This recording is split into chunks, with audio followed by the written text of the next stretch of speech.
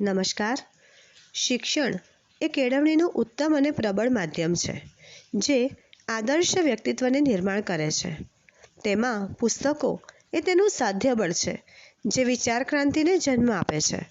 મનુષ્યના જીવનમાં જેમ સોનું, ચાંદી, હીરા એ તેના અલંકારિક ઘરેણાં છે, તેમ પુસ્તકોરૂપી જ્ઞાન ખજાનો એ અમૂલ્ય અને દુર્લભ છે. શાળા તેના બાળકો અને શિક્ષકોના મનોકાશને ઉર્જાવાન, ધબકતું, ચેતનવંતું અને સંવેદનશીલ બનાવવા સતત વાંચન પ્રેરિત કાર્યક્રમો કરે છે. શાળાની લાઇબ્રેરીમાં મેગેઝિનથી માંડીને તમામ આધુનિક પુસ્તકો વસાવેલ છે, જે બાળકોને વિશ્વજ્ઞાન સાથે આનંદ, જ્ઞાનગમ્મત અને આદર્શ જીવન ઘડતરનો ઉત્સાહ પૂરી રહ્યા છે.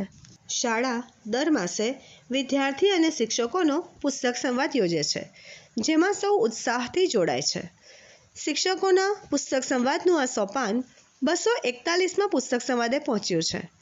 ગત માસમાં શ્રી કનૈયાલાલ માણેકલાલ મુનશીની નવલકથા માણી હતી અને આ માસે 241માં પુસ્તક સંવાદમાં મુનશીજીની જય સોમનાથ ઉપર શાળાના શિક્ષિકા શ્રીમતી જૈમિનીબેન પટેલ સંવાદ કરશે, જેમાં ગુજરાતની સંસ્કૃતિની ગાથાને રચતા એવા મુનશીજીની ઐતિહાસિક નવલકથા જય સોમનાથ, જેમાં સોમનાથ મંદિરના ઇતિહાસની સાથે સોમનાથ પર મહંમદ ગઝનીએ કરેલા આક્રમણને ભીમદેવ સોલંકીએ સર્વ રાજપૂતોની સાથે ચડી જઈ કઈ રીતે ખાળ્યો અને ચૌલાદેવી જે શિવની પ્રિય નૃત્યાંગના બની, એવી ચૌલા સાથે ભીમદેવનો પ્રણય કઈ રીતે પરિણમ્યો તે આ નવલકથાનો મુખ્ય અંશ છે.